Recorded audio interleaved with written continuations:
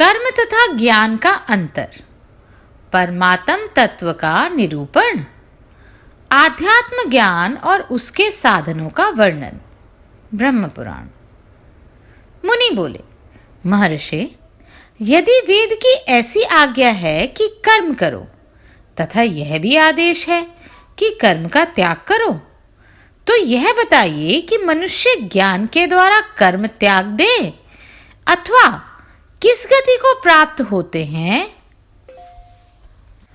मुनि बोले, महर्षि, यदि वेद की ऐसी आज्ञा है कि कर्म करो तथा यह भी आदेश है कि कर्म का त्याग करो, तो यह बताइए कि मनुष्य ज्ञान के द्वारा कर्म त्याग देने पर किस गति को प्राप्त होते हैं तथा कर्म करने से उन्हें किस फल की प्राप्ति होती है। इस बात को हम सुनना चाहते हैं, क्योंकि उक्त दोनों आज्ञाएं परस्पर विरुद्ध प्रतीत होती हैं। व्यास जी ने कहा, ब्राह्मणों, ज्ञान से मनुष्य जिस गति को पाते हैं और कर्म से उन्हें जैसी गति मिलती है उसका वर्णन करता हूं। सुनो। तुम्हारे इस प्रश्न का उत्तर गहन है। शास्त्रों में दो मार्गों का वर्णन है। एक का नाम प्रवृत्ति धर्म है और दूसरे का निवृत्ति धर्म। प्रवृत्ति धर्म को कर्म और निवृत्ति धर्म को ज्ञान भी कहते हैं। कर्म अर्थात अविद्या से मनुष्य बंधन में पड़ता है और ज्ञान से मुक्त हो जाता है। इसलिए पारदर्शी यदि कर्म नहीं करते, कर्म से मरने के बाद जन्म लेना पड़ता है। 16 तत्वों से बने हुए शरीर की प्राप्ति होती है, किंतु ज्ञान से नित्य, अव्यक्त एवं अविनाशी परमात्मा प्राप्त होते हैं। कुछ मंदबुद्धि मानव कर्म की प्रशंसा करते हैं, अतः वे भोगासक्त होकर बार बार देह के बंधन में पड़ते हैं।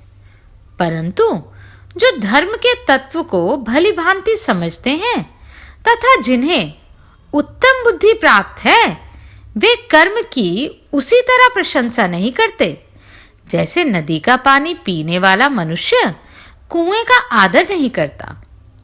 कर्म के फल मिलते हैं, सुख और दुख, जन्म और मृत्यु, किंतु ज्ञान से उस पद की प्राप्ति होती है जहां जाकर मनुष्य सदा के लिए शोक से मुक्त हो जाता है, जहां जन्म, मृत्यु, जरा और वृद्धि उसका स्पर्श नहीं करते। वहां केवल अव्यक्त, अचल, ध्रुव, अव्यकृत एवं अमृत स्वरूप परब्रह्म की ही स्थिति है।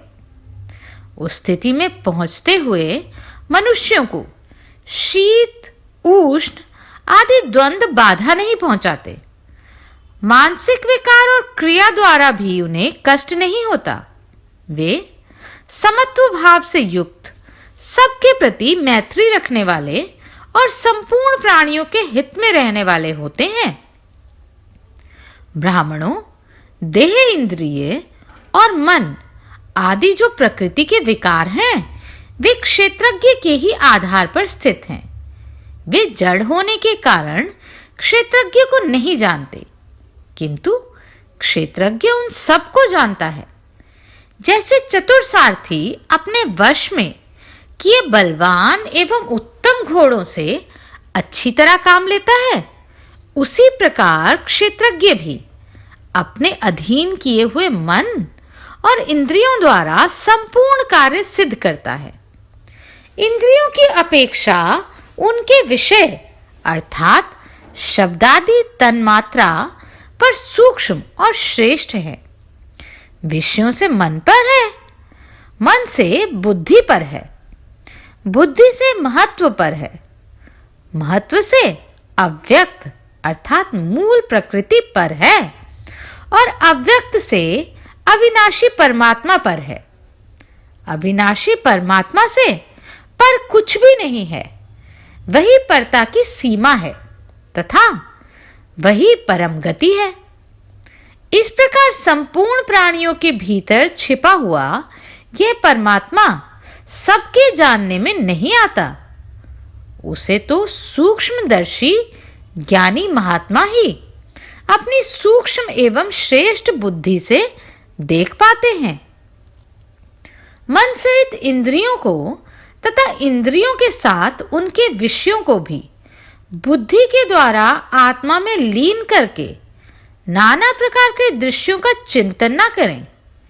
ध्यान के द्वारा मन को विषयों की ओर से हटाकर विवेक के द्वारा उसे स्थिर करें और शांत भाव से स्थित हो जाएं। ऐसा करने से साधक परम पद को प्राप्त होते हैं। जो इंद्रियों के वश में रहता है वह मानव विवेक शक्ति को खो देता है और अपने को काम आदि शत्रुओं के हाथ में देकर मृत्यु को प्राप्त होता है। इसलिए सब प्रकार के संकल्पों का नाश करके चित्त को सत्वयुक्त बुद्धि में स्थापित करें। यूं करने से चित्त में प्रसाद गुण आता है, जिससे यति पुरुष शुभ और अशुभ दोनों को जीत लेता है। प्रसन्नचित्त साधक परमात्मा में स्थित होकर अत्यंत आनंद का अनुभव करता है। चित्त की प्रसन्नता का लक्षण यह है कि सदा सुषुप्ति के समान सुख का अनुभव होता है, अथवा वायु शून्य स्थान में चलते हुए निष्काम दीपक की लौ के समान मन कभी चंचल ना हो। जो मिताहारी और शुद्ध चित्त होकर रात के पहले तथा पिछले भाग में आत्मा को परमात्मा के ध्यान में लगाता है, वही अपने अंतकरण में परमात्मा का दर्शन पाता है। यह उपदेश संपूर्ण वेदों का रहस्य है। यह परमात्मा का बोध कराने वाला शास्त्र है।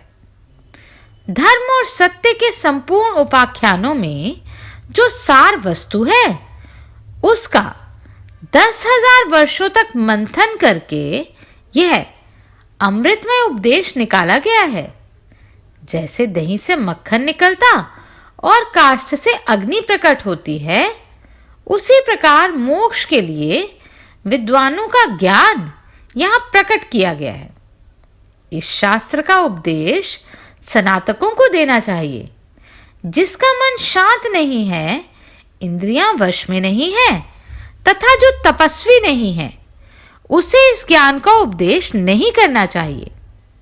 जो वेद का ज्ञाता नहीं है, जिसके मन में गुरु के प्रति भक्ति नहीं है, जो दोष देखने वाला, कुटिल, आज्ञा का पालन ना करने वाला, व्यर्थ तर्क वितर्क से दूषित और चुगलखोर है, उसे भी इसका उपदेश नहीं देना चाहिए।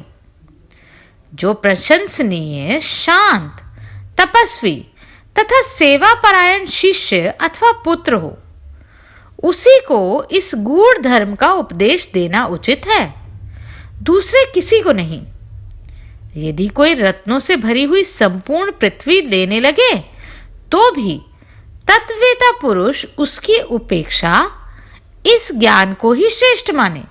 अतः मैं तुम्हें अत्यंत गूढ़ अर्थ वाले आध्यात्म ज्ञान का उपदेश देता हूं, जो मानवीय ज्ञान से बाहर है, जिसे महर्षियों ने ही जाना तथा जिसका संपूर्ण उपनिषदों में वर्णन किया गया है। मुनिवरों, तुम लोग जो बात पूछते हैं और तुम्हारे हृदय में जिसके विषय में संदेह था, वह सब तुमने सुन लिया। मेरे मन में जैसा निश्चय था, वह सब बता दिया। अब और क्या सुनाऊं? मुनियों ने कहा, ऋषि श्रेष्ठ, अब पुनः आध्यात्म ज्ञान का विस्तार पूर्वक वर्णन कीजिए। आध्यात्म क्या है और उसे हम किस प्रकार जाने? व्यास जी बोले, ब्राह्मणों, आध्यात्म का जो स्वरूप है उसे बताता हूं, तुम उसकी व्याख्या ध्यान देकर सुनो। पृथ्वी, जल, तेज, वायु और आकाश, ये 5 महाभूत संपूर्ण प्राणियों के शरीर में स्थित हैं। शब्द, श्रवणेन्द्रिय और शरीर के संपूर्ण छिद्र आकाश से प्रकट हुए हैं। प्राण, चेष्टा और स्पर्श की उत्पत्ति वायु से हुई है। रूप, नेत्र और जठरा नल ये 3 अग्नि के कार्य हैं। रस, रसना और चिकनाहट ये जल के गुण हैं। गंध, नासिका और देह ये पृथ्वी के कार्य हैं। यह 5 भौतिक विकार बताए गए हैं। स्पर्श वायु का, रस जल का, रूप तेज का, शब्द आकाश का और गंध भूमि का गुण है। मन, बुद्धि और स्वभाव ये 100 योनिज गुण हैं। ये गुणों की सीमा को लांघ जाते हैं, अतः उनसे श्रेष्ठ माने गए हैं। जैसे कछुआ अपने अंगों को फैलाकर फिर सिकोड़ लेता है, उसी प्रकार बुद्धि के द्वारा श्रेष्ठ पुरुष संपूर्ण इंद्रियों को विषयों की ओर से समेट लेता है। मनुष्य के शरीर में 5 इंद्रियां हैं। छठा तत्व मन है, 7वां तत्व बुद्धि है और क्षेत्रज्ञ को 8वां समझें। आंख देखने के लिए है, मन संदेह करता है, बुद्धि निश्चय करने के लिए है और क्षेत्रज्ञ को साक्षी कहा जाता है। सत्व, रज और तम ये तीनों गुण अपने कारणभूत प्रकृति से प्रकट हैं। ये संपूर्ण प्राणियों में समान भाव से स्थित हैं। उनके कार्यों द्वारा उनकी पहचान करनी चाहिए। जब अंतःकरण कुछ प्रीतियुक्त सा जान पड़े, अत्यंत शांति का सा अनुभव हो, तब उसे सत्व गुण जानना चाहिए। जब शरीर और मन में कुछ संताप का अनुभव हो, तब उसे रजोगुण की प्रवृत्ति मानना चाहिए। जब अंतःकरण में अव्यक्त, अतकर्य और अज्ञेय मोह का संयोग होने लगे, तब उसे तमोगुण समझना चाहिए। जब अकस्मात किसी कारणवश अत्यंत हर्ष, प्रेम, आनंद, समता और स्वस्थ चित्त का विकास हो, तब उसे सात्विक गुण कहते हैं। अभिमान, असत्य भाषण, लोभ और असहनशीलता ये रजोगुण के चिन्ह हैं। मोह, प्रमाद, निद्रा, आलस्य और अज्ञान आदि दुर्गुण सब किसी तरह प्रवृत्त हों, तब उन्हें तमोगुण का कार्य जानना चाहिए। जैसे जलचर पक्षी जल में विचरता हुआ भी उससे लिप्त नहीं होता, उसी प्रकार मुक्तात्मा योगी संसार में रहकर भी उसके गुण दोषों से लिप्त नहीं होती। इसी प्रकार ज्ञानी पुरुष विषयों में आसक्त ना होने के कारण उनका उपभोग करते हुए भी उनके दोषों से लिप्त नहीं होते। जो सदा परमात्मा के चिंतन में लगा रहता है, वह पूर्वकृत कर्मों के बंधन से रहित हो संपूर्ण प्राणियों का आत्मा हो जाता है और विषयों में कभी आसक्त नहीं होता। गुण आत्मा को नहीं जानते, किंतु आत्मा उन्हें सदा जानता रहता है, क्योंकि वह गुणों का दृष्टा है। प्रकृति और आत्मा में यही अंतर है। एक तो गुणों की सृष्टि करती है, किंतु दूसरा ऐसा नहीं करता। वे दोनों स्वभावतः पृथक होते हुए भी एक दूसरे से संयुक्त हैं। जैसे पत्थर में सुवर्ण जड़ा होता है, जैसे गूलर और उसके कीड़े साथ साथ रहते हैं, और जिस प्रकार मूंज में सींग होती है, और ये सभी वस्तुएं पृथक होते हुए भी परस्पर संयुक्त रहती हैं, उसी प्रकार प्रकृति और पुरुष भी एक दूसरे से संयुक्त रहते हैं। प्रकृति गुणों की सृष्टि करती है और क्षेत्रज्ञ आत्मा उदासीन की भांति अलग रहकर समस्त विकारशील गुणों को देखा करता है। प्रकृति जो इन गुणों की सृष्टि करती है, वह सब उसका स्वाभाविक कर्म है। जैसे मकड़ी अपने शरीर से तंतुओं की सृष्टि करती है, वैसे ही प्रकृति भी समस्त त्रिगुणात्मक गुणात्मक पदार्थों को जन्म देती है।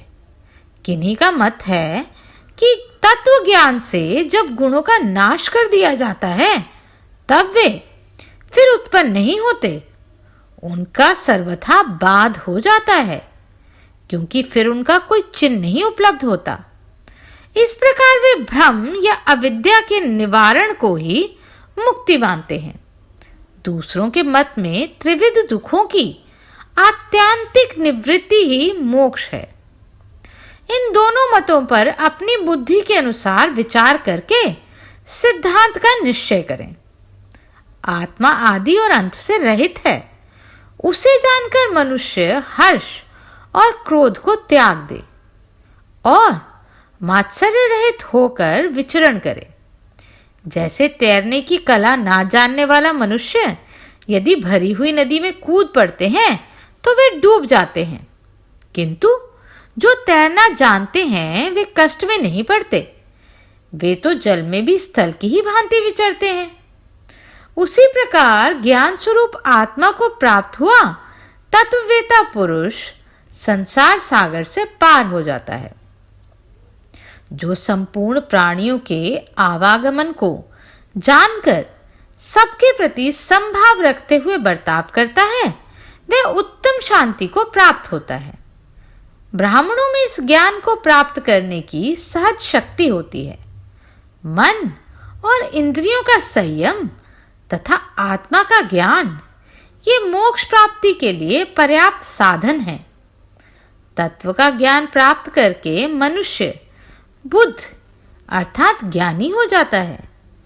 बुद्ध का इसके सिवा और क्या लक्षण हो सकता है?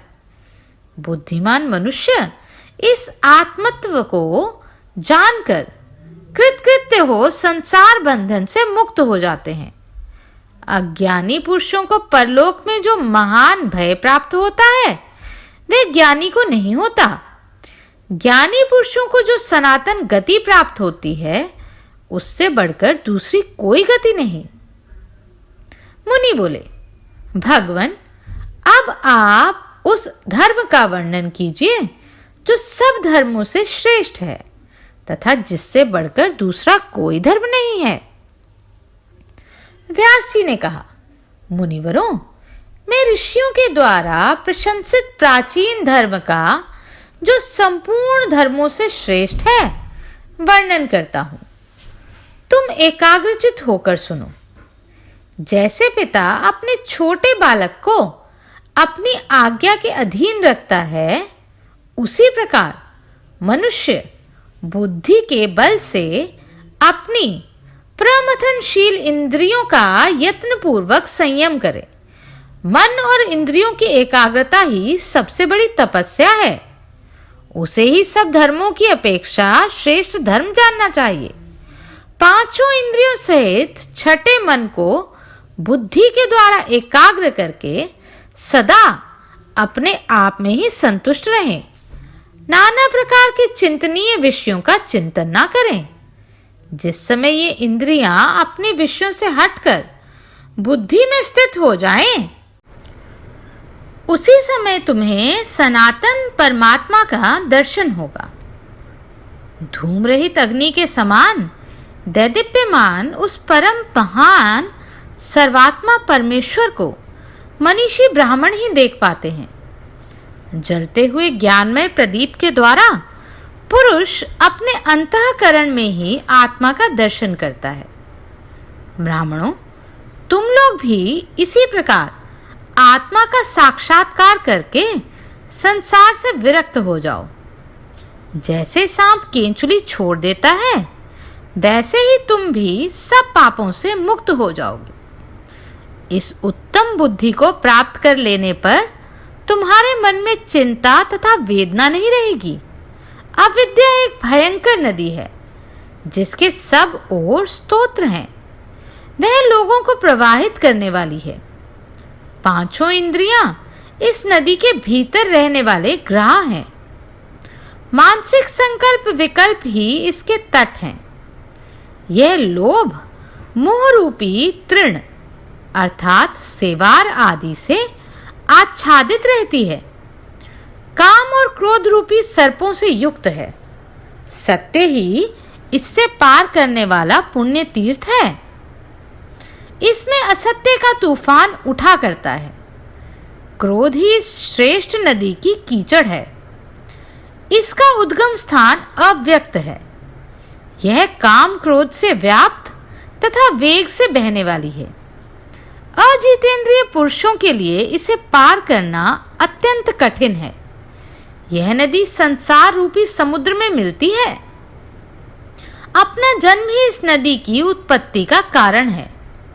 जीवा रूपी भंवर के कारण इसको पार करना कठिन है। स्थिर बुद्धि वाले पवित्र मनीषी पुरुष ही इस नदी को पार कर पाते हैं। तुम सब लोग भी इस नदी के पार हो जाओ। इससे पार हो सब बंधनों से मुक्त हुआ पवित्र जीतात्मा पुरुष उत्तम बुद्धि पाकर ब्रह्म स्वरूप हो जाता है। वह सब कलेशों से छूट जाता है। उसका अंतःकरण प्रसन्नता से पूर्ण रहता है तथा वह पाप रहित हो जाता है। उसमें हर्ष और क्रोध रूपी विकार नहीं रह जाते। उसकी बुद्धि क्रूर नहीं होती। इस बुद्धि को प्राप्त करके तुम लोग समस्त प्राणियों की उत्पत्ति और प्रलय को देख सकोगे। यहाँ बताए हुए धर्म को विद्वानों ने सब धर्मों से श्रेष्ठ माना है। वह आध्यात्म ज्ञान का उपदेश संपूर्ण गुह्य रहस्यों में भी सबसे अधिक गोपनीय है। जो कोई परम पवित्र हितैषी तथा भक्त हो उसी को उसका उपदेश करना चाहिए। ब्राह्मणों, मैंने यहाँ जिस ज्ञान का वर्णन किया है वह अनायास ही आत्मा का साक्षात्कार कराने वाला है। वह आत्मत्व न स्त्री है न पुरुष और ना ही नपुंसक है। उसमें दुख और सुख दोनों का अभाव है। वह साक्षात ब्रह्म है। भूत भविष्य और वर्तमान सब उसी के रूप हैं। कोई पुरुष हो या स्त्री, जो उस ब्रह्म को जान लेता है उसे फिर जन्म नहीं लेना पड़ता। विप्रगण, सब प्रकार के मतों ने इस विषय का जैसा प्रतिपादन किया है उसके अनुकूल ही मैंने वर्णन किया है। मुनि बोले, ब्रह्मा जी ने उपाय से ही मोक्ष की प्राप्ति बताई है, बिना उपाय के नहीं। अतः हम न्यायानुकूल उपाय को ही सुनना चाहते हैं। व्यास जी ने कहा, महाप्राग मुनिवरों, हम लोगों में ऐसा ही निपुण दृष्टि होनी उचित है। उपाय से ही सब पुरुषार्थों की खोज करनी चाहिए। मोक्ष का एक ही मार्ग है, उसे सुनो। क्षमा के द्वारा क्रोध का नाश करें।